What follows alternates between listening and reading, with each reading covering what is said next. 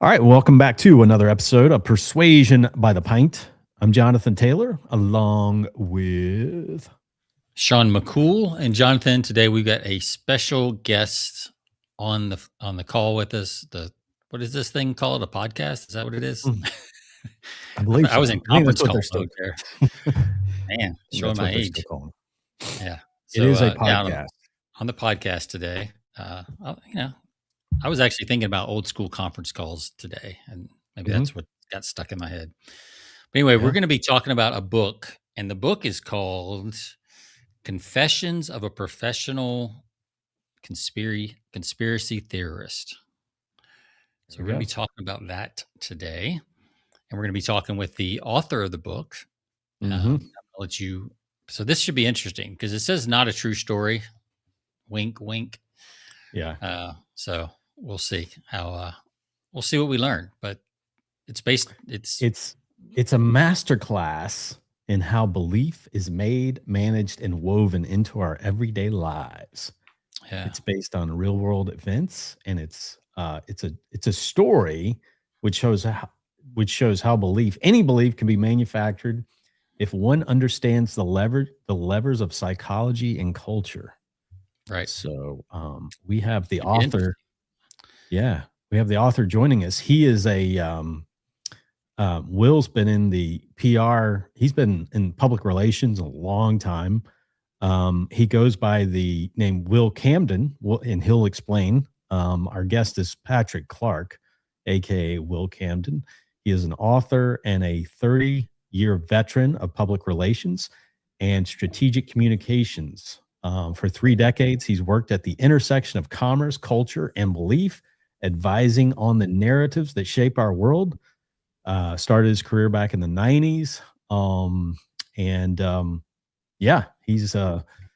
He's done some work. He's going to share some examples of some of the stuff that he's done. His early work ranged from classic brand battles to shaping the public's perception of major cultural events such as Glastonbury, as the Glastonbury Music Festival. Do you remember that?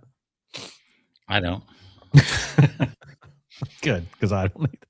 Us Americans, we're like, oh, we're scratching our heads. It didn't happen in the Southeast. Growing up, I don't know about it. Yeah, but he can explain. So, all right. All right. With that said, we're going to welcome Mr. Patrick Clark onto the show. Should be an interesting discussion today. Hey, Jonathan. Hey, Sean. Hey. Welcome to the show. Thanks very much. I like the cover of the book. It's super interesting looking. The cover of the book. I probably should. We probably should ask you to send us a copy before the show. That might have been helpful. I'll send one over after the show. I'll put one in the post tomorrow. Oh man, we're so good. Yeah. All right, we're getting a little bit of an echo, I think. Are you hearing that, Jonathan? I'm not hearing it on my end. Okay, I think we're good, Patrick. Then. Okay. Yeah, everything's okay with me. Okay. Cool. All right. Yeah. Well, why don't you, first of all, since your name is Patrick on the screen, we're going to be calling you Patrick, but we're going to be talking about Will, who you kind of are and kind of aren't. So why don't we, before we do that though, we'll get into that after the beers actually. So before we get into that, Patrick, give people a reason besides unraveling that knot that we tied between you and Will. Why should people stick around? What are some kind of juicy stuff that they might want to stick around for? Well, like you said, we're here to talk about this book, Confessions of a Professional Conspiracy Theorist. It's a story about how belief is manufactured, but not just with conspiracy theories. It's your podcast is about persuasion and influence. And that's what this book is about, really. It's about everyday persuasion, everyday influence, whether it's influencing you on what you have for your breakfast or what drink you have, what beer you like to drink, what clothes you wear, on and on and on. And it shows the similarities where the same techniques that are used to persuade you to do these things are the same techniques that are used to get people to buy into conspiracy theories. I think conspiracy theorists themselves get a bit of a bad rap, a bit of a bad name. but the aim is to show that they're just humans and they are influenced and persuaded to believe all sorts of things in the same way as everybody else is. And that's hopefully what we'll be talking about, and I can show. Yeah, that sounds good. Well, I'm sure we have people on both sides of the conspiracy aisle, so we enjoy topics like this, cults, all of that stuff, how cults are made. I saw that on your website. I'm gonna sit down and watch that. That's a really interesting one, I think. Yeah. So Patrick, you're in the UK. So what do you have in this evening for your beverage on the show? Well, I was planning to buy an American one so I could give you my honest review of your American beers.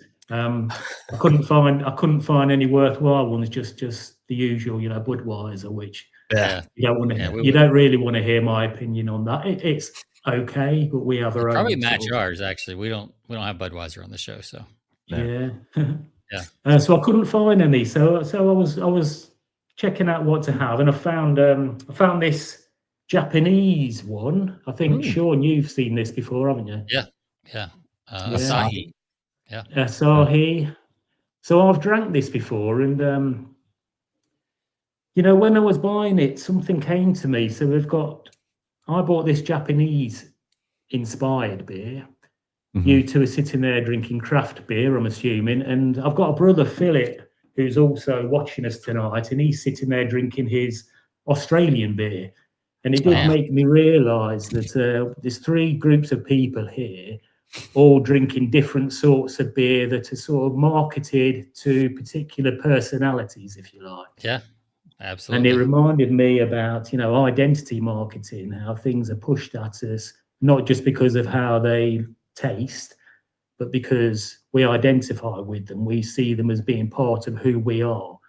And so I thought I'd talk a little bit about that, because I'll be bringing that in later on about why people believe, one of the reasons why people believe in conspiracy theories is it's because that's the sort of person they are. They're interested in these topics. You're just tapping into what they their identity, who they see themselves as, what sort of person they see themselves as. So So I mean, my brother Philip, he's at home now, putting his feet up, drinking his Australian beer. It's Australian. I wouldn't advise for anyone to. But he's it's like midnight where he is tomorrow morning. He's a really no frills type of bloke. My brother is. And, what's his name? We'll say hello to him. Yeah, his name's Philip. Phil. Hey, Phil. Yeah, he'll be watching with Helen, his wife, and the two dogs. Fantastic. So, he's a no frills kind of bloke, and he likes a no frills sort of beer, which is Australian, and it's a nice no frills beer, and it's enough alcohol in there to get him drunk, and it's a decent price. That will do for him. He doesn't want anything else.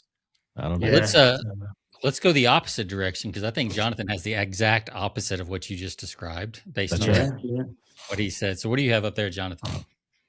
So I have a 10W. This is from Highwire Brewing Company, and it's a 10W40. We've had a number of their 10W40 series on our podcast. This one is different, though. It is it's a 10W40 coconut chocolate bar. Wow. Hold it up. I want to show it on the screen here. It is, let's see. I need to stop screen. I'll share this one instead. We were talking about the Almond Joy. Yeah. And so this one is like not the Almond Joy, but the Mounds. Right. It's like a Mounds bar in a can. Wow. With some beer poured over it. A stout poured over it, right? So, I assume it's it's an imperial stout, actually. Oh, okay. Imperial stout brewed with cocoa nibs, coconut candy, syrup, vanilla, and lactose. Oh, very cool. Of course, it does. That sounds right up my alley. That sounds good. Yeah, that sounds really good. Looking forward to this one. All right. Well, I have got, again, I went to the since we moved, I have not found a store close to me that has a decent selection. Right. So I'm going to drive this weekend and stock up. But so I went to the single section of the supermarket, which means you get a lot of the national crap. So here's the Modelo Chelada Negra con Chile. So this is a Modelo beer with tomato and chili, basically, which is apparently a thing. A chelada is the thing. Is basically beer and it's supposed to be like tomatoes, but it's only 3% alcohol, so it's almost not even alcohol. But not even alcohol. But anyway, it smells like. It sounds like it would be a nice soup, I think, that one, rather than it does. But yeah, so I'm a little nervous about this one. It smells like somebody spilled fruit punch into their beer. That's what it smells like. Ooh, I don't know. All right, I feel bad rating coming on. I know, right? So let's cheers it up to a good show. Yes, to all cheers. Cheers. Thank you.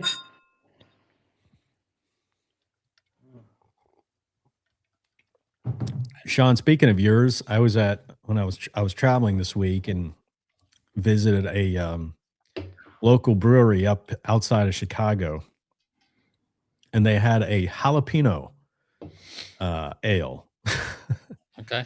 So I had to try it, just out of curiosity. Yeah. It was bad. It was awful.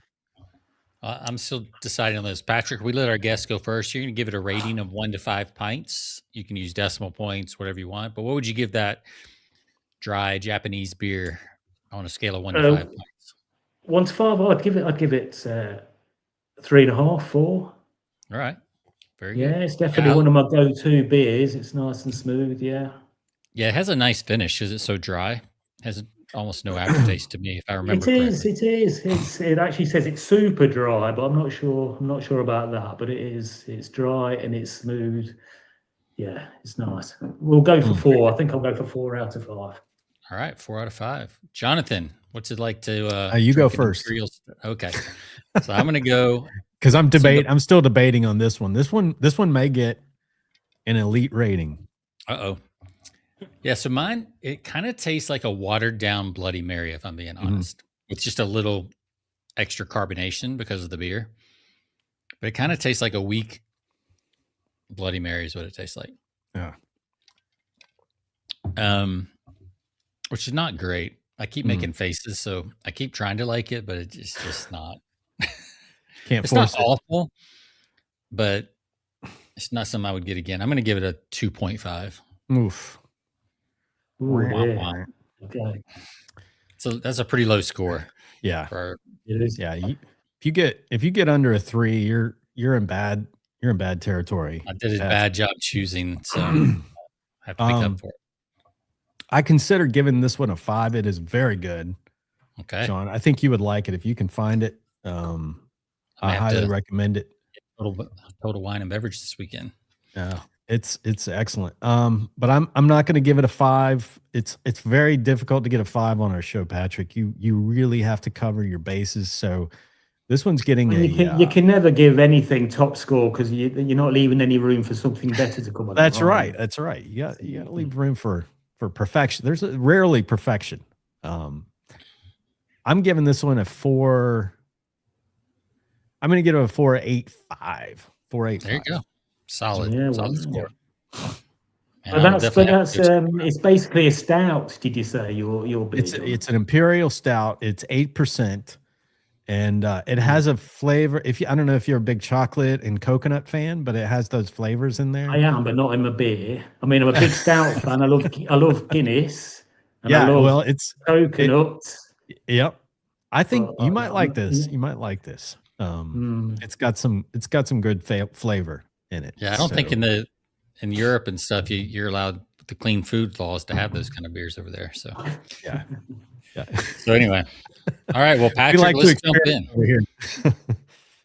Let's jump in, Patrick. Give us a little background about this book and who Will Camden is compared to you. And that part of the story, and then we'll kind of start unwrapping the book and the stories that you've got in there. and some of the other stuff that goes with it. Well, I guess if I go back to, say, 25 years ago, when the idea for the book first came to me, when I was actually sort of interested in David Icke books, and then I'll lead through. I'll let you know where I was there in my own life and in my own thoughts about conspiracy theories, and then how I met Will Camden. So there is an actual real person called Will Camden. He's my friend and my boss. And I'll tell you the story of how I met Will just at the right time in my life. And he told me his story about his working life and how it sort of tapped into what I was already thinking anyway. So should we do that? Shall I go back all those years? Yeah. So I mean, David Icke is well known over in the States, is he? Yeah, I think it's a lot of people call him Icky and Ike, and Icky. Nobody knows how to pronounce his name, but his name's So his name's Ike. It's an unusual name. It's not really a typical English name, but it's David Icke. So anyway, so over maybe 25 years ago, I read one of his books. It was before, actually, he hasn't always promoted conspiracy theories. Before he started writing those, he wrote a book that was more of a spiritual book, if you like. It was all about what I know now as a sort of new age spiritual sort of book. And I read it and I found it really interesting. I didn't necessarily buy into it and sort of go along with it, but I found the whole story, what he was describing, interesting, should we say. Yeah. And then sometime later he brought out another book. I can't remember the name of it, but this would have been his first conspiracy book. A completely different change, a completely different sort of change of themes. And I read it and it was fantastic. I don't know if you've ever read one of his books. It's massive, big, thick books, these are. And they're effectively, or they used to be, effectively a story, a history of the world, if you like. So he would lay out history of all the European monarchies, or the American presidents. He would lay out the history of our monetary system, our healthcare system, on and on and on. Things that we don't actually learn in school over here, and it was all new to me. And I found it really, really interesting. So I got into David Icke, not necessarily believing or going along with all his conspiracy theories. And I think this is quite important, actually, that people who follow these things and read these things, they don't necessarily buy wholeheartedly into everything that they're told. It's interesting. It's interesting information, and that's what a lot of people get from it. So one day I noticed that David Icke was appearing on this TV channel in the UK. It was this satellite TV station, really obscure one, right down the listings. And he was appearing as a guest on this sort of thing, a sort of an interview sort of program. And I watched it, and it was really good. And over time, I really watched this channel, and this channel was called Edge Media TV, I think it was called at the time. And it was just a load of programs about UFOs and aliens and crop circles and all these sorts of mystery sort of subjects. And it was a fantastic channel to watch, really obscure. Right. And their flagship program was on a Thursday night, and it was this sort of program, interview. And David Icke appeared on there. And then each week they had a different guest on there that would spin their narrative, if you like. And more it got into conspiracy theories. And they had a different guest on each week. And the thing that they all had in common was they always used to say, don't take my word for this. Go away and do your own research and find out for yourself, which in them days, the internet was still quite new, but it was a fantastic tool, so we all got on the internet and we were researching what all these people were telling us. And it soon became apparent to me that they weren't telling us the whole story. All these people weren't really connected to each other, but most of them were only telling us one side of the story that they were promoting. I didn't realize at the time this is a technique called card stacking, which you'll probably be aware of. So they were only presenting the information that sort of backed up the story that they were telling. They weren't telling us the whole package. They weren't putting the other side to the story out there. And to me, that said that they had an agenda. If somebody's trying to convince you of something, but they're only telling you certain aspects of it, certain parts of the information, they're trying to influence you and believe and make you believe in something that they want. You know, they're not interested in giving you a rounded story, if you like. Right. So I sat up and took notice. I thought, this is, they've obviously got an agenda, all these people. They're sort of leading us down a certain path to a certain way of thinking. And sorry, bear with me. I did make some notes of some of the techniques that so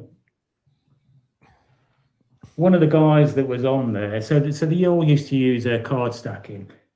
And at the same time, they all seem to be coming from different angles, but the paths all led to the same place. It was like different journeys, if you like, different ways to get into the same sort of thing. And they all had something in common. And it was all anti-establishment sort of rhetoric, or it was a belief in aliens. They were coming from different angles, but they wanted us to believe in aliens. And I thought, this is a bit peculiar. They're lying to us or only telling us one side of the story. They're all leading us to the same way of thinking, you know, a belief in certain topics. And I started seeing it as a deliberate campaign, if you like. So that was it. So that's where I was, and I went round with these sorts of thoughts in my head for a couple of years. And then one day, I was in a pub, I was in a bar, and there's a scene in this book where Will Camden, the narrator, and I'm going to introduce Will Camden, the real person, in a moment. The narrator of this book, there's a scene where Will walks into a bar, and there's a guy in there holding court with some of his friends, and he's going on about the Twin Towers attack. By this time, this had happened, the Twin Towers attack, and this guy was saying, "Oh, it's the Illuminati. They've got this secret laser beam weapon on a satellite, and they're beaming it down, and they took the towers down, and it's the same weapon that they used to take out Princess Diana in the tunnel all those years ago." And that scene actually happened. That scene was me in the pub saying that, and Will actually being in the same bar and overhearing me. So in real life, Will came up to the bar afterwards and he said hello to me. And he said to me, I couldn't help but overhear what you were saying to your friends about these laser beam weapons. And he said, "Do you actually believe all that?" And I said, no, not at all. I says, it's just what everyone's saying at the minute, and it's exciting, isn't it? It's fun. And he started laughing. And he said, yeah, that's exactly right. That is why a lot of people talk about it. They find it exciting. It's like being inside a movie, if you like.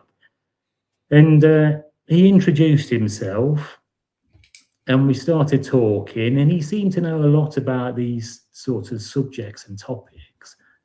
And over the weeks and months, we started talking more, and he opened up, and Will started opening up about what he did for a living. And what he did do for a living, he worked in PR, and he had a sort of normal job in PR where he would effectively market coffee brands and tea brands and music and beer and all these normal mainstream things. But he also had a secondary sort of a part-time job, if you like, that was responsible for spreading some of these conspiracy theories. He didn't actually come up with them and invent these theories. It was part of his job to actually promote and help them to spread. And we got talking, and we kept on seeing each other in the pub, and we became friends. And slowly over the months, his story came out to me. And that's it. That's who Will Camden is. He's a real life bloke who works in PR and spreaded conspiracy theories as part of this campaign. And for years, I was telling him that he should put all this down and write the story in the book, and he just couldn't be bothered. It's not from Will. And then 2 or 3 years ago, he approached me. I'd lost my job, I had nothing to do. I was twiddling my thumbs. And he approached me and said, look, he pretty much retired by this stage. And he said he was opening a new website just to put some articles on there about everyday persuasion. Would I like to come along and join up and help him run the website? So I said, yes, on the condition that you allow me to write your book. And he was totally fine with that and said, yeah, go ahead, write my book. So I started doing that, and I managed to write the book. And then I had to come up with a name as well. And I was saying to Sean beforehand that, you know, well, I couldn't come up with a name. I couldn't find a name anywhere. I wasn't going to do it under my name. It's not a very good name. But Will Camden is a good name. And I told him that I was going to use his name, and he just went ahead with it and said, yeah, fine, no problem.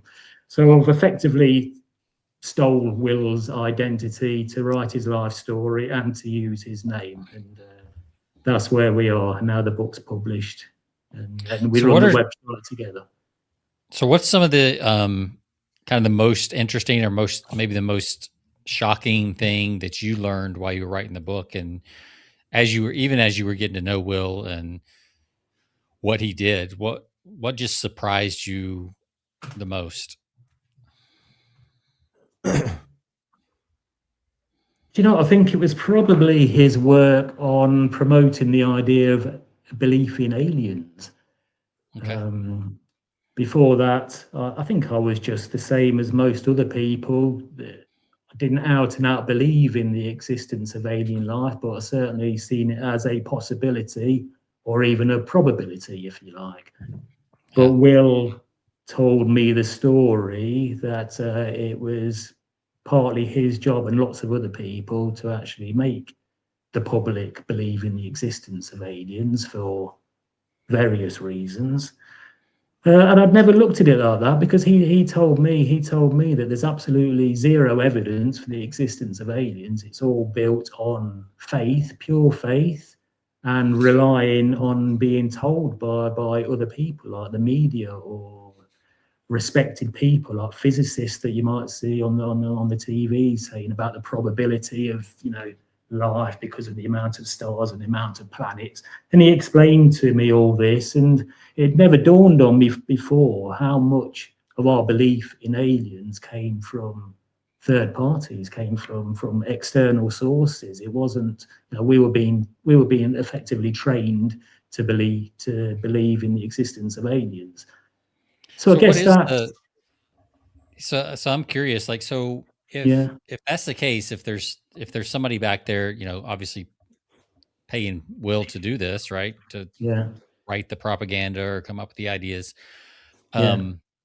Like I can understand, like, what's the end game for coffee, right? Like, you want to sell more coffee. What's the end game for? Yeah, what's the end game when alien somebody out there wants to start a conspiracy theory and kind of get it out into the public? Like, do we understand like their motives behind that, or have we learned that? There is a motive, and it is all laid out in the book.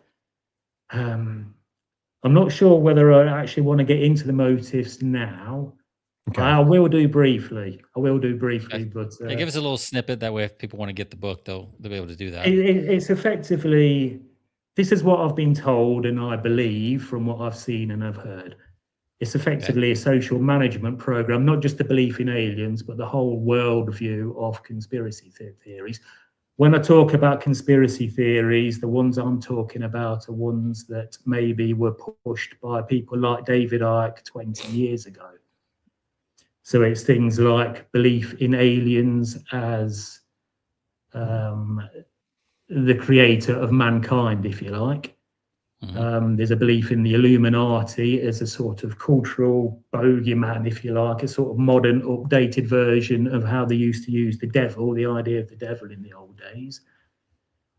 There's the thing about the eye in the pyramid symbols that you see in all these music videos, and it's always promoted that these are the signs. All that sort of stuff. So it's the whole idea was to create this new worldview, if you like, this overall worldview that gives people. It's an updated worldview from the sort of old religions, if you like, that sort of was a social management program in previous societies.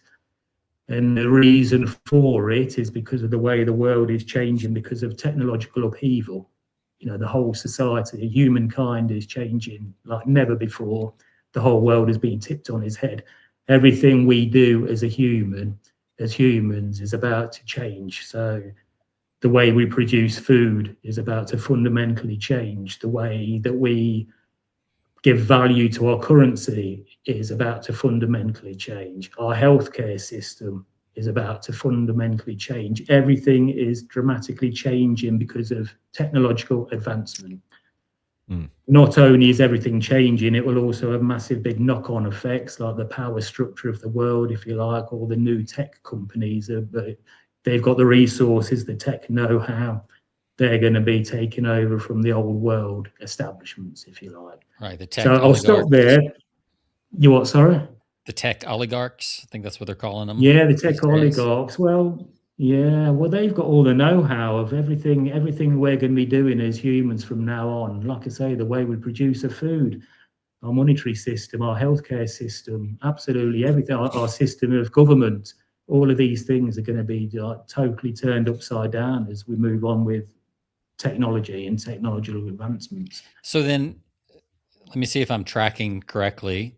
So then is the purpose of kind of the far out conspiracy theories, is it to distract, or is it more to loosen up thinking so that people are more open to more things? Yeah, that's more like it. And the way I've described it in the book is that it provides a sort of psychological comfort blanket, if you like. Right, because if I'm open to aliens, then when something big happens with technology that maybe would have taken 25 years to adapt in the past, now it has to adapt in 6 months because the pace of change is so much faster. Yeah, so that's if, it, if we're not, exactly. and if we're super structured and ritualized in religion or whatever, typical corporate job, whatever it is, then we're less likely to adopt the services and the technology that's coming. Is that? Well, there's a thing. I don't know if you're aware of a book. I think it was from the 1970s by a futurist, and it was called Future Shock. It was Alvin. Yeah, he talked about future shock, how too much technological advancement in too short a time sort of affects us emotionally as people, and society can suffer effectively a mass breakdown, if you like. And so we're at the point now where technology is advancing so quickly, so rapidly, that people are starting to struggle just to keep up with it and to know how to cope with it. And the words that I used in the book is that these conspiracy theories, this worldview, if you like, that they're trying to promote is to offer a psychological comfort blanket, if you like.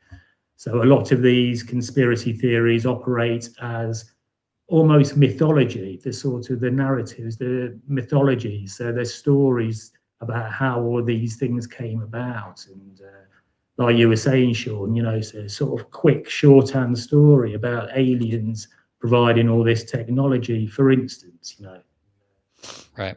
But that's the idea. I have to say I don't totally understand it because I'm not a psychologist or a sociologist. And when it's being explained to me, it makes sense. But not so much that I can explain it properly. Let's say. Yeah. So I have a friend I have a friend who's in the financial markets, and he does a lot of advising and stuff. And he told me one time that after like a major correction or a major top or whatever in the stock markets, that the people who get hurt by that, it takes them like 10 years on average to process that, like psychologically, emotionally. And that's why so many people that invest at the top, then they get burned, and it takes them 6, 7, 8, 10 years to get back in. And that's right about the time the next top is going to happen. And they continue to get wiped out because it's just humans just aren't meant to adapt. Right. We just don't adapt that fast to money, to the speed of money. And now the speed of tech is even, 10, 20, 30 times that. I mean, talking about money, I don't know how much of David Icke's work that you know. He does warn about things, these total collapse, in his words, of all of these institutions in the world, Right. including a financial collapse. He's often going on about how all our bank accounts are going to be wiped out. There's going to be a huge financial crash. Blah blah blah blah blah. Right. Well, it's probably likely to happen to some degree because our old monetary system is on its way out, and Right. all these new monetary systems are coming in, and they're based on something totally different than they were before. So our money, the way that we used to put value on our monetary system was, in the old days, it used to be just bartering, swapping some Right. like for like. And then it went on to using gold, if you like, to put a value on our money. These days, it's about governments and central banks, adjusting interest rates. They effectively give value to our money. Well, with Right. all these cryptocurrencies, the money is just, the value of money is based on something entirely different. It's based on computer Nobody power, knows. really. That's it. Nobody really and knows when what it's based on.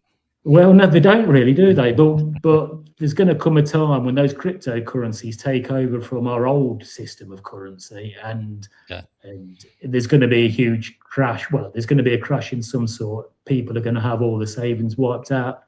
Apparently, I can imagine that is the case anyway. Yeah. But this is the sort of thing that David Icke and all these other people have been warning about. But it's likely to happen just naturally, just because of the way that things are changing because of technology. So you wrote the book as kind of a story, and it says at the subtitle, "This is not a true story."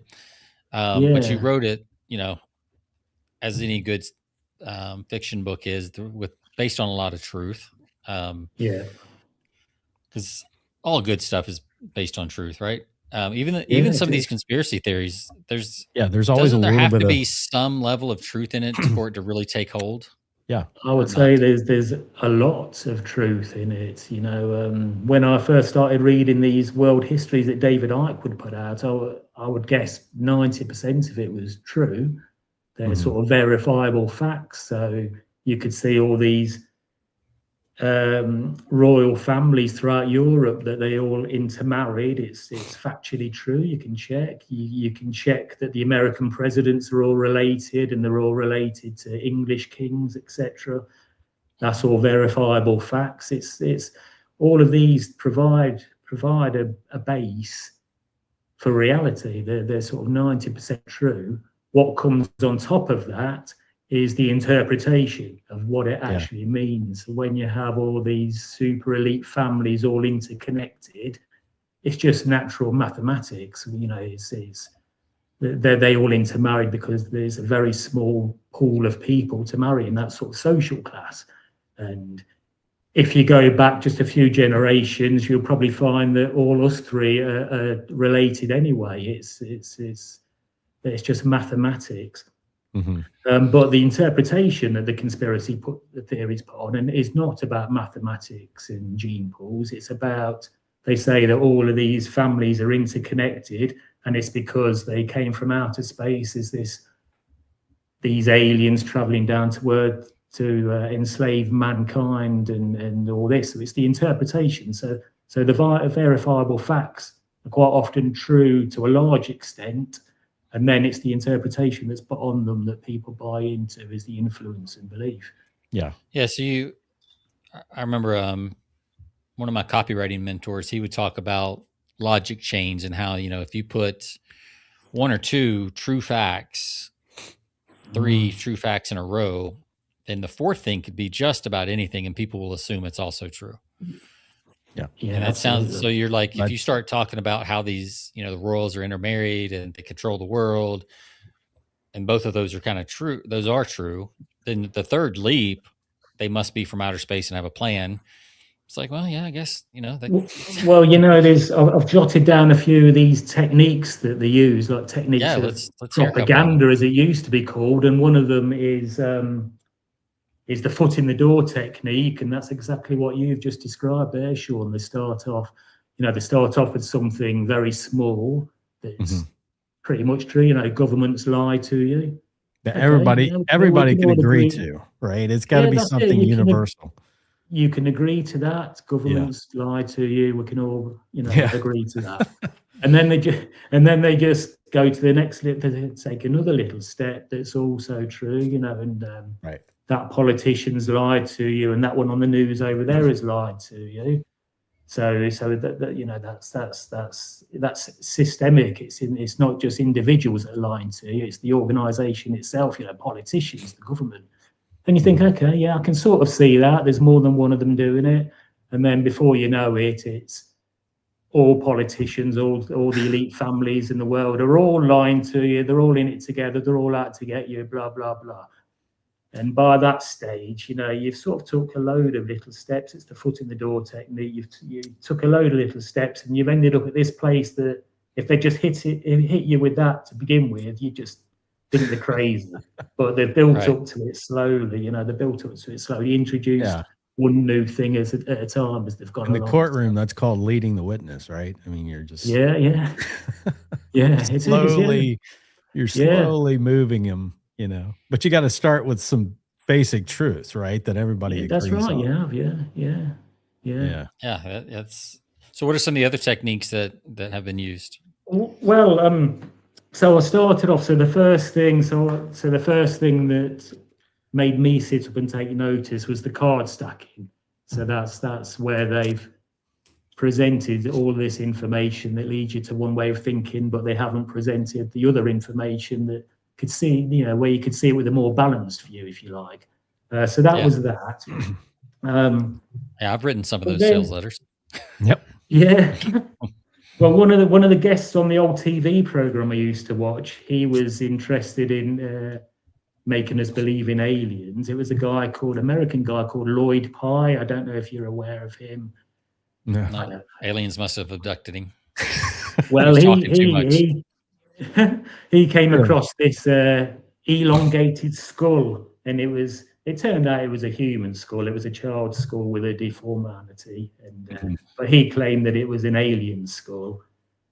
And he used to use all this scientific language to sort of dress it up, and he would talk about these instruments that they'd use to do tests on them, and he'd use very scientific language. That technique is called transfer. So, for instance, if you buy a tube of toothpaste and you've got the person standing there with the white lab coat on, giving the impression that it's that they're a doctor or a scientist, for instance. Sure. That's transferring the authority of science and medical certainty onto the product that they're trying to sell, toothpaste or mouthwash, for instance. So that's another technique that they use. They use this called transfer. A lot of them call themselves researchers because it sounds scientific. It sounds like they've done a proper scientific research on it, but then they're not researchers at all. So that's another technique. If I was talking about UFOs, then if I'm hearing you correctly, then what I might do is when I'm talking about the metal, I would use some engineering term, or I would something absolutely. That sounds fancy and advanced and. It's not just with conspiracy theories. These sorts of things are used by lots of people. Oh yeah. So influencers, if you like, they're fond of using words like quantum. That's a good word at the minute. And frequency and vibrations. They've all got sort of scientific sort of sound to them, but they don't really mean anything. Not when they're using them on their products, but they use them to transfer that authority of science. Onto their product to make it sound, more than it actually is. So So they like to do that. What are some of the ways we could spot this is going on, or that somebody's? How can we spot that this is not a real thing? Are there any telltale red flags or clues or anything like that? Take aliens for example. Telltale signs that, of course, sometimes that's easy. But they do get, like you said, they use some sophisticated things to start explaining, things that are obviously anomalies and things that are questionable that, you know, that are unknown. And, you know, I think they use some of that evidence and some of those truths to assign what it could be. You know, it's like you said, it's kind of like that card stacking where they're, Yeah. Well, they're very fond in using the idea of probability. They often talk about the amount of stars that are out there, and therefore the amount of planets, and right. the odds that life on planet Earth is the only life out there is almost nil. So therefore, there has to be other life out there. Right. But then you never really hear from biologists that tell you the odds on life starting. Astronomical odds on life starting. Life doesn't just start by pouring some water on a rock. You know, it's massive odds. And then when you've got life, what about the odds? What about the massive odds of intelligent life starting? You never really hear about this. Sure. And then you see these charts where you see the age of the universe, and then the tiny little bit at the end, which is the age of humans, if you like, the age of planet Earth. What are the odds? What are the odds of life starting and then changing into intelligent life, all happening in this one tiny little period of time as well? When you add all these odds up, it probably far outweighs, you know, the odds of well, comparing the planets and the stars. But listen, I'm not here saying that aliens don't exist and any of these things don't exist. But what I am saying is that there's people out there trying to persuade us and trying to influence us that these things definitely do exist. It might not necessarily be a bad thing. They might be right, they might be wrong, but it's up to you to make that, you know, make that distinction, if you like. And I think now it's become its own industry. Oh God, yeah. Oh, it does. I mean, definitely. I mean, obviously, there, you know, is one channel, you know, kind of back when you were talking about, but now, I mean, History Channel, Sci-Fi Channel, like you got so many channels that, I mean, they cover this stuff all the time. I mean, there's always Even the something. History Channel. Yeah. Like you said, the History Channels used to be history. Now it's all over the place now with aliens and, you know, but it's the whole conspiracy world has grown into its own. Yeah. Not even a cottage industry. I mean, it's a mass. I would think it's a pretty massive industry at this point. So it now used it's to be just self-perpetuating. It has. I mean, you think about that, Sean, because it's like it used to be the stuff like that was reserved for the pages of like Star Inquirer magazine or some, you know, some tabloid type thing that you would pick up at a grocery store. But now you see it everywhere. And so, well, it used to be known as the alternative media, you know, alternative to the sort of mainstream media. But like you say, it's probably become just as much as the mainstream media. So, and but the thing is, people like David Icke used to warn people about the media and all the sort of one-sided stories that they would tell you, and people don't realise that the supposed alternative media is exactly the same. You know, they've got their own. Just telling the other side. Oh, yeah, it's right. It's right. Everybody's leaving out the middle. Well, you know, on the back of the book here, it says, this is something that Will used to tell me when I first met him, when he first used to explain to me that he was out there promoting these conspiracy theories.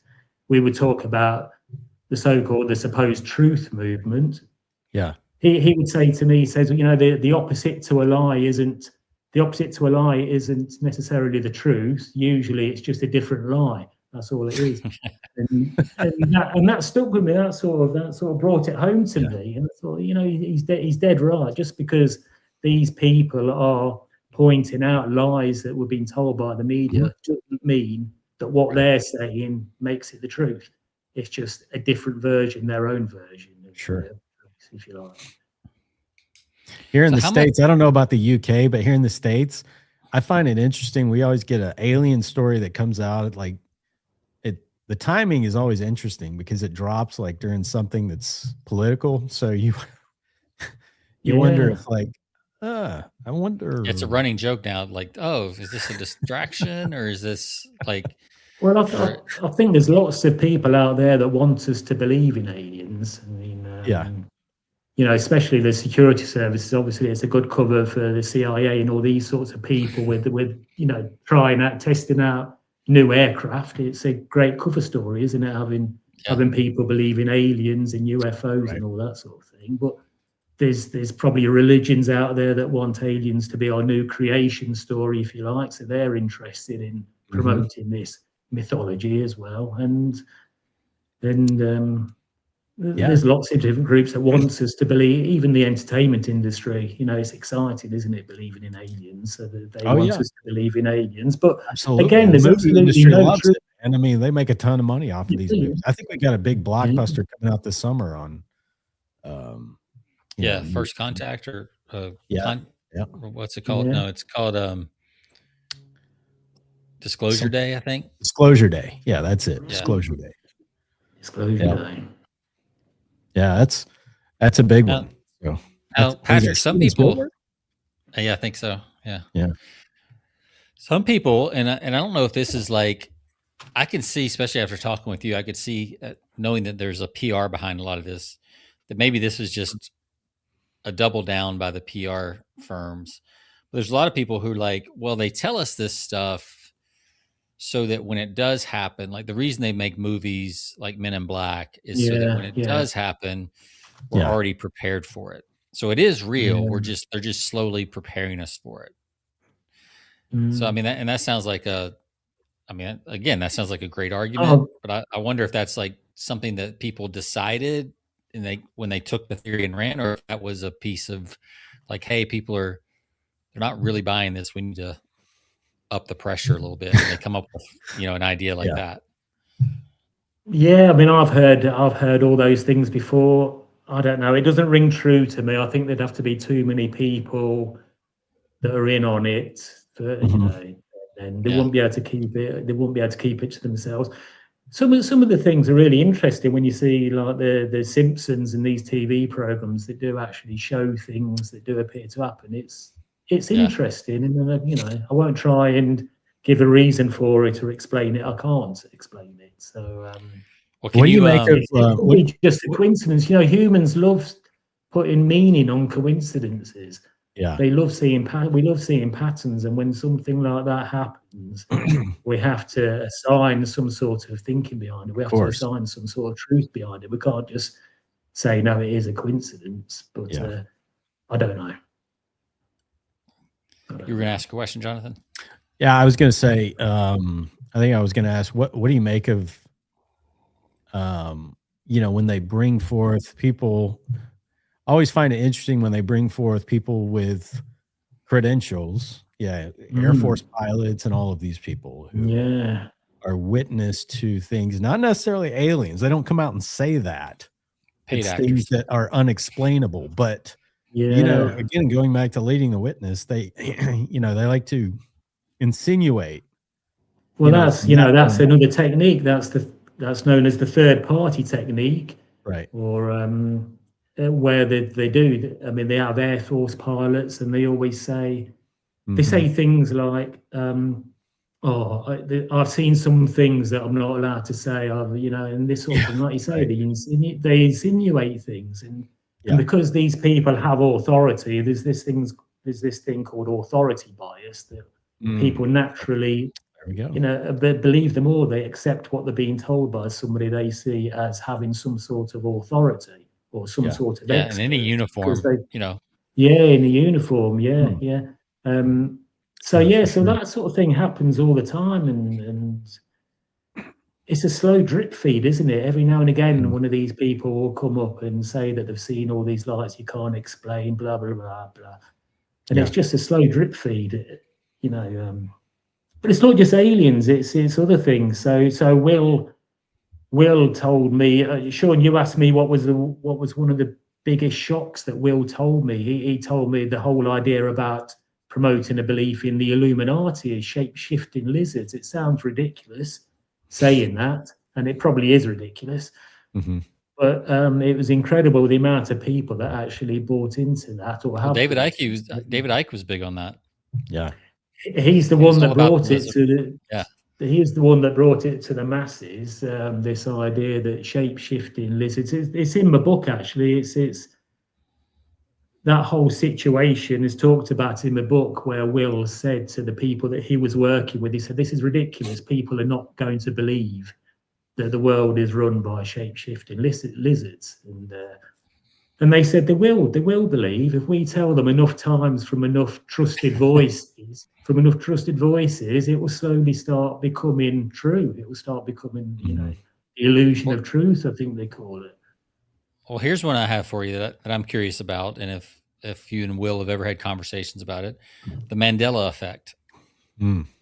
Oh, is this where people misremember things? They remember things that didn't. But do they misremember, or did things change? That's the question. Like, it's based on the idea that a lot of people thought Mandela died in prison and then he's alive. That's why it's called the Mandela effect. But there's all kinds of stuff. It's like the Bernstein Bears. There's whole groups of people that remember the Bernstein Bears, and now they're called the Berenstein Bears. And things like, did the Monopoly guy have a monocle or not? Yeah, I've heard that. Like, the Fruit of the Loom, does it have the cornucopia on the logo or not? All this stuff like that. That's one of the ones I have a really hard time with, because I do feel like I remember the missing stuff. So it's like, man, it's like, well, our memories do play tricks on us, don't they, over the years? And but the mass, it could be, the mass of it is kind of interesting. That there is, a lot of people do act differently when they're in a crowd, a psychological crowd, and they do absorb what the crowd thinks, don't they? And maybe it's something to do with that. I don't know, but I don't know. I have heard of this, and I remember when I heard about it, I was trying to think: didn't Nelson Mandela die in prison? I'm not totally sure myself now that it's being brought up, and it puts doubts in your head. But I don't think he did he? No. I mean, he's alive, so.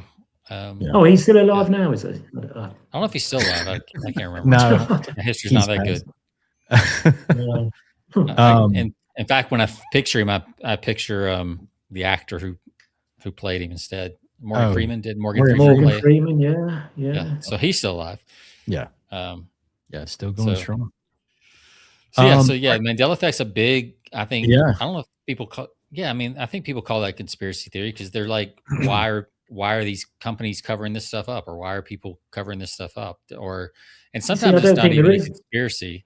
I think sometimes people are like, it's more of like a jump timeline. We just misremember things, I would say, and it just takes on this huge group identity, and we all sort of I can't see that being a conspiracy. It's just one of those quirks of how the human mind works, I would say, and people love to put some sort of meaning on it. Yeah. So if a lot of these conspiracy theories are fueled by PR intentionally, man, where does that leave us with AI and how much AI can imprint on us? Because it looks so, especially the videos that are starting to come out now. Oh my God, that look so real. Another 6 months, 18 months. I mean, video right now, you can still recognize if you're really paying attention, but mostly through the audio, actually. But it's getting hard to tell what's, if somebody wants to fake something, it's pretty easy these days. Oh, yeah. It is. Yeah, it is. Well, this is why I know we're going a bit off topic here, but this is why I'm quite at ease thinking that humans are maybe some sort of simulation or computer game or something, because the speed that AI is coming up with things that are so real lifelike. I'm quite at ease thinking that, are we actually some sort of computer game or something? Are we actually characters in a computer game? Because it's not out of the question in my mind. I know this is not what we're talking about, really. But isn't that, I mean, that's one of the conspiracy theories out there. I don't know if you would consider it a conspiracy theory. How do you define a conspiracy theory? But there's definitely a theory around, I think any theory now is considered a conspiracy theory almost. I don't know that there's a clear definition of when it crosses over to conspiracy, unless you know of one. Like, is there at what point does it become like a societal conspiracy theory as opposed to just something we talk about, or is there any saturation point, or? I don't know. I've never thought of that. I guess it's just when something becomes part of modern culture, a sort of a group belief system, and they're not announcing it, they're not confirming it in the mainstream media. I guess then it gets the tag of conspiracy theory. But yeah, especially the more they deny it or don't say anything, that's it. It ramps up really quick then. Well, you can't win there, can there? Because if they don't say anything, that's them suppressing this knowledge. Yeah, right. If they deny it, well, they would say that, wouldn't they? And there's always an answer. There's always if they an say answer it's why real but don't provide proof. Yeah, if they say it's real but don't provide proof, then it's like, we knew it was real, but now you're holding back. It must be even bigger than we thought. Yeah, it's kind of like the Epstein files. I mean, we know that there's a lot of truth in there, but how much and how far does it go? Because, you can take it to the extreme of, every person in. I mean, that rolls right back into the, the lizards and lizard people and all that stuff. Yeah. Because it's all high net worth people, right? Yeah. Going back to the lizards thing, it was quite interesting when Will was telling me about all the idea behind the lizard people. He was telling me that it's the whole purpose of that is like a modern version of the old belief in the devil. People, a few hundred years ago, they used to have this.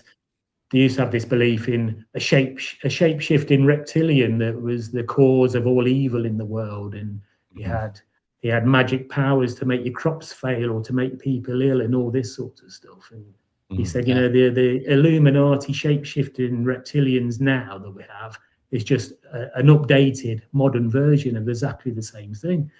And when he put it like that, I thought, he is right. It is just exactly the same thing, just updated for a modern age. Sure. I don't know. Are there people? Are there people that are more susceptible to things like this? I mean, I don't think it's like people that are, people used to say, these are just the people that, buy. Well, it used to be the crazy people. Magazines. Now it's like. It's anybody. It's mainstream now. I mean, conspiracy theories are mainstream.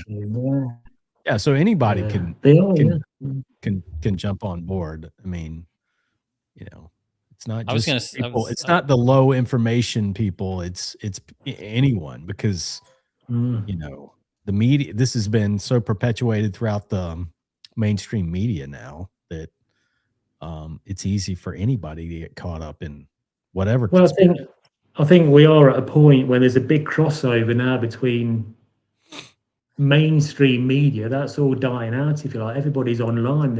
Young people, the younger generations don't watch the telly. They don't watch the TV. They don't watch the news. They watch their own version of it online. And they go, exactly. They're on X. I mean, you see the people, and I mean, there's a lot of stuff on X that you can just get sucked into for hours. Oh, well, the algorithms on X and all these sorts of platforms, social proof is massive. So you can get sucked into anything. If you see that 1,000 people are all buying into this thing, the algorithm chucks it at you, and you sort of feel. And then you start getting confirmation really obliged to go along with it. Everybody else is going along with it. That's right. I'm gonna press like I'm gonna go along with it, and it's group theory, isn't it? You want to be part of the group, or you accept things that the masses accept, if you like. It feeds your confirmation bias, because you start feeding. Confirmation bias. Yeah.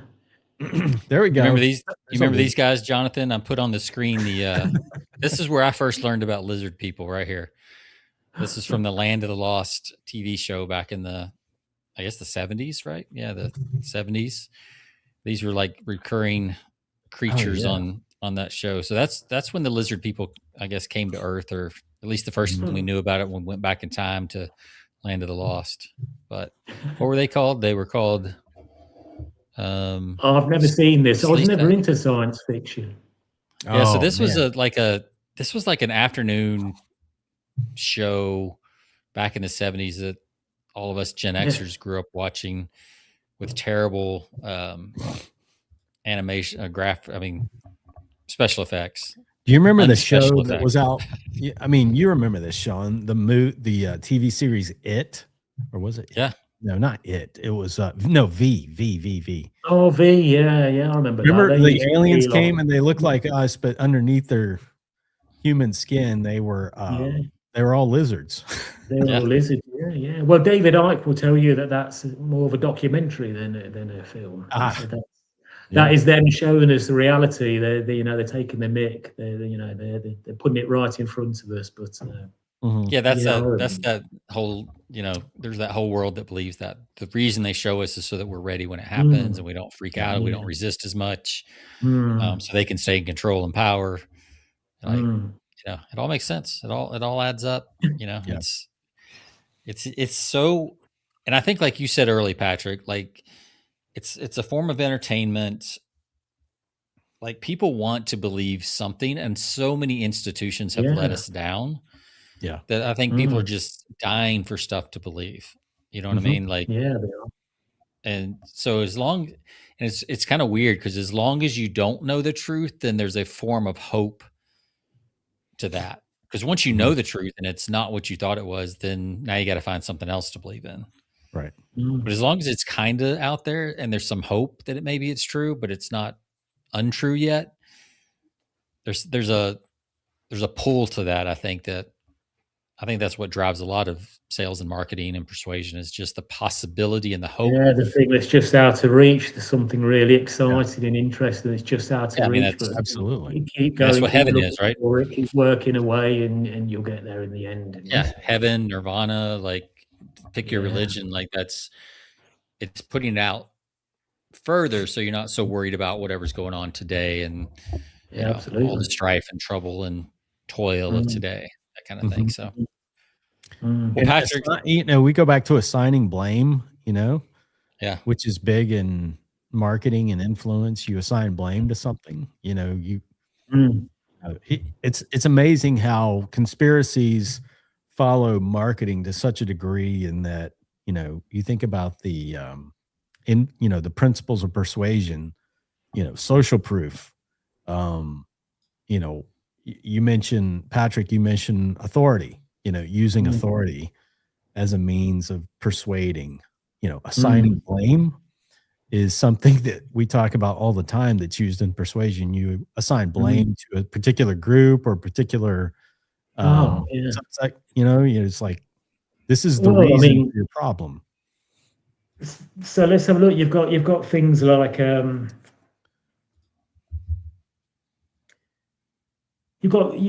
Sean, you just mentioned the word hope there. You've got the glittering generalities, they're called, where they use these big words. They use these big words in marketing, in politics, in the media. So Barack Obama, in his poster that says hope on it, it's a great, fantastic word. It sounds really good, but it doesn't actually mean anything when you come down to it. It doesn't, does it? Well, hope for what? Hope for what? It's just one of those words. Well, it's just one of those words that sounds good. It's like freedom. It doesn't really mean anything particular. Well, there's, if you go back to probably some Zen Buddhism, or even different, cultures like that, and there's Chase Hughes. Are you familiar with Chase Hughes, Patrick? No. He's kind of big in the U.S. right now. He talks a lot about persuasion stuff. But one of the things he said is, he talked about how as soon as you learn language and as soon as you put a word on something, it instantly shrinks what you were trying to say about that with that word. So when we put a word like hope on this feeling, it actually restricts it and makes it smaller, not gives us more description of it, which I thought was an interesting kind of worldview, because that's what our brain's trying to do, is trying to find shortcuts, because there's so much information coming in that we've got to chop it up into the stuff. Otherwise we'd be overwhelmed by how awesome, everything is around us. Because well, that's why we sort of use symbols, isn't it? I think the symbols are just a shorthand, quick reference to sort of sum up a whole concept, if you like. You can have a symbol. So traffic lights, a red traffic light means stop, or a tick means it's correct, and a religious symbol, it might not be referring to the religion, it could be referring to the whole culture of a particular society and everything that it means, but it can all be summed up with one, small symbol, if you like a crucifix or Star and David. It's Yeah. a cultural symbol that means so many things all at once. Yeah. So, but Jonathan, like you were saying, it's amazing how many similarities there are between conspiracy thinking and just marketing and normal persuasion. They use, Right. they use all the same techniques, really. Mm-hmm. And that's why I think people that believe in conspiracy theories, they get a bit of a hard rap, really, because they're often portrayed as being a bit stupid for or a bit gullible, shall we say, for believing all these things. But they're being persuaded and influenced to believe all these things, and they're behaving in the same way as all humans do. As you both know, we're susceptible to being influenced and having our views and opinions and worldview sort of told to us about what we should believe. We're always just given choices, options, and we choose one of them. Well, if all of those choices and options are sort of carefully arranged, we're always going to choose one. We're always going to choose one that benefits whoever it is that's putting it to us. Yeah.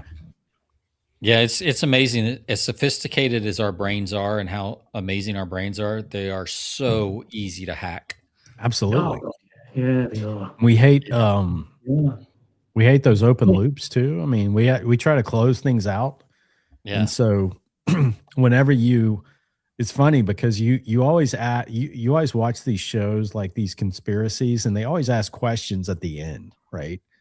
Yeah. And I always find it interesting that they don't like summarize it for you. They ask the questions and let your brain fill in the details. That's right. Yeah. And that's exactly what's going on, is because they lead you up to a certain point, as you've said, Patrick, and then they ask the question and they let your mind go to work, and your mind just like starts filling in. Well, it fills in the void with your imagination, doesn't it? And you've already been primed with all the language and the information that they've given you, and you're only going to come up with one conclusion or a couple of conclusions anyway. Yeah, you watch one of these 2-hour History Channel specials about whatever, and like you're going through it and you're watching it. You're like, oh my God, they figured this out. This has got to be true. Like they got all the data here. And then at the end, they're like, they pull the rug out from under you and like, but nobody actually knows what happened. What do you think happened? Like you're saying, Jonathan, it's like, yeah. But if you had to guess based on the information, what do you think happened? Exactly. And it's your like brain runs wild. It's got to be true. I just sat here for 2 hours. It better be true. The human brain, it doesn't like vacuums. It doesn't like not having an answer to anything. So if there isn't an answer, it's going to supply an answer, and it's open to anybody else supplying that answer as well. So it just likes to have an answer to close the loop, if you like, and it doesn't really care too much whether that answer is correct or factual. As long as it's some sort of answer. Right. As long as it makes sense in your mind and that fills that void. Yeah. That's right. I find it interesting. We call one other conspiracy that is talked about is, John F. Kennedy. And there's like multiple conspiracies on that. And I find it so interesting how there's so many different stories that are assigned to that, what happened, but that there's no consensus, in actually what happened. It's just that this can't be one man. It's got to be this group. It's got to be this group. It's got to be this group. And everybody has their reason why. And it makes sense, right? I mean, some of those things make sense, but you can't get to a consensus. Everybody has their own interpretation. That's right. Yeah. I mean, I guess somebody knows what went on. Probably quite a few people. Yeah. And, and there's plenty of reasons why they wouldn't want to tell us certain information. Of course. Legitimate reasons, I would say. They do use this thing about national security, and I think it's it's a worthwhile point that you never know what's going on behind the scenes, why they might not want certain information to get out. But some people see that as a conspiracy. Some people see that as them hiding things. Well, it obviously is them hiding things, but they put their own interpretation on why they're not allowing certain information. Well, Pastor, this has been a good episode. How do people find the book? Well, they can find it through the website. It's on Amazon in the UK, but not in the States. But we do ship it out to the States through the website. So if you just look in the shop, it's in there. They can buy it. And that's at willcamden.co.uk. That's it. Yeah. Yep. Okay. Yeah. Here's the. Yeah. Real quickly, tell us about your work with Signal Room. Is that what you? Is that the company? So Signal Room is Will's PR agency, Will's PR company. So it was him and Crispin that worked there, and now Emma works there as well. But I don't actually work there. Will has pretty much fully retired. You just do the writing. He's just doing the website, so he's roped me in to do all these articles and sell the books and things like that. So he has a lot of other the agency. He's got a lot of other books for people that are interested in this kind of thing. There's a lot of other ebooks and there's some ebooks. All the themes are related to things that we're told in conspiracy theory. So there's a book, A History of Aliens and Why We Believe. So it's a cultural history of how humans have always believed in creatures from the sky that come down and interact with humans, and the similarities between that and, say, our current belief in aliens. There's things like the real history of the Knights Templar. There's things by Edward Bernays, who you're probably aware of. He's known as the father of propaganda, the father of public relations, if you like. He was the nephew of Sigmund Freud, so he understood how the human mind worked, and he wrote a book called Propaganda. So we've got a modern version of that on there, and other books by Gustave Le Bon about group theory. There's some of them. So they're all themes that connect with the themes of the book, and we'll be adding more on. The website's only a couple of months old, really, so we'll be adding some more on as we go along. Yeah, so that's again, that's willcamden.co.uk.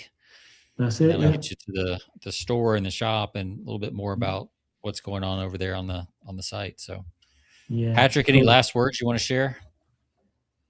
Not really. Just for people to be aware that all these techniques happen. So so that when somebody is trying to influence them or persuade them, whether it's conspiracy theories or online influencers or politicians or newspapers or whoever it might be, just be aware. Learn to spot these techniques in action, learn to aware that they are trying to influence you, and just look at the other side of things.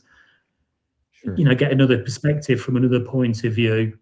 And then if you still want to go, you have to remember that just because somebody's trying to persuade you or influence you doesn't necessarily mean it's a bad thing. It could be a good thing. It could be some sort of public health campaign, for instance. They might be trying to alter your behavior to become healthier or whatever it might be. But bearing in mind that they are trying to influence you, and then you can make a more informed decision whether to go along with what they want you to go along with.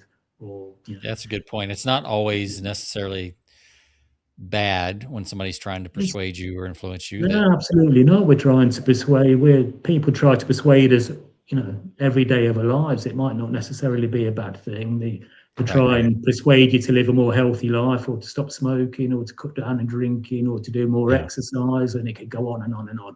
It doesn't mean it's a bad thing. Yeah. All right. Well, that's good stuff. Again, williamcamden.co.uk. You'll find the book, Confessions of a Professional Conspiracy Theorist. That's it. And we don't just sell books on there. We do all sorts of articles on there about how these methods of persuasion and influence are sort of put on us every day of our lives in just normal, everyday ways. So, things online with the influencers, if they're trying to sell you the latest superfood, if you like. I saw the most recent one, the psychology of a Thai restaurant. And that's an example of persuasion and influence being put on us, but not necessarily for a bad thing. That's basically a tourism campaign, if you like, by the Thai government. So They want to encourage people to go to Thailand, and one of the ways they're doing it is through Thai restaurants, giving you a taste of Thai culture, if you like. So it's again, it's persuasion and influence, but not necessarily in any bad way. It's just something that we experience all the time without particularly noticing it. That's all. All right. So anybody that's listening, if you go there, you can get a free copy of, what is it? Learn the Secrets of Third-Party Persuasion. Yeah, that's a free download for people. So this is a technique that corporations started doing many years ago. They learned that if they wanted to get a message out there, they would just put it through the mouth of somebody that apparently is not connected to them, somebody that's independent. And we're much more likely, much less skeptical of when it comes from somebody like that. And we're much more likely to go through it. So, yeah, people can go there and get a free download and see how influencers and all different sorts of people are effectively working as the mouthpiece for other companies that want to sell us a product or a belief or an opinion or a viewpoint. Yeah, they can download that free of charge. Yeah. Fantastic. All right. Well, Patrick, I know it's getting late there for you. We're going to put you back in the green room as we wrap up, and then we'll come back to you in about 60 seconds. Okay. Thanks so much for having me on. It's been great. All right. Thanks, Patrick. Interesting stuff. Yeah. So now I just got to figure out which ones are telling the truth and which ones are lying to me. So good luck. Good luck. It's a whole nother podcast. That's right. That's right. Deciphering the nonsense from the sense. Yeah. We'll work on the title. We'll smith that title, wordsmith that title a little bit. Yeah. We'll clean it That's interesting, man. It's, and that could be a whole conspiracy theory in itself, right? That there's a PR company behind the conspiracy theories. Could be its own conspiracy theory if we want to blow that up. Sure. So, yeah.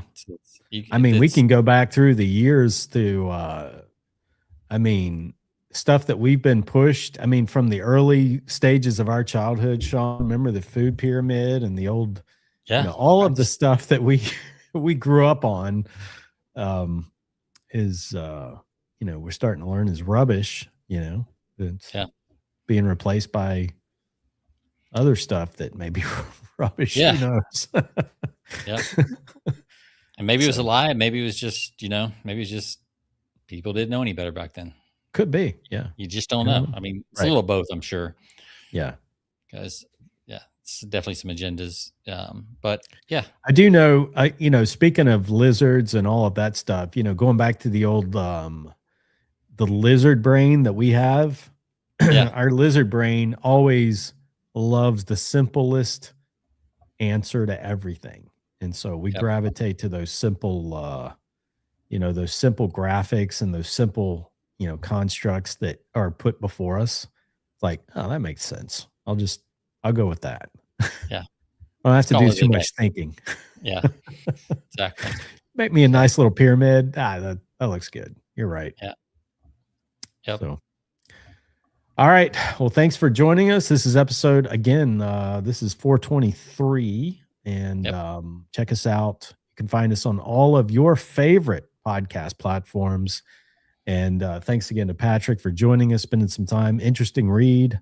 Look forward to catching that book soon. Hopefully we'll get a copy and go through it. But to all of our listeners, check it out. And we hope to see you next week on episode 424. All right. See you.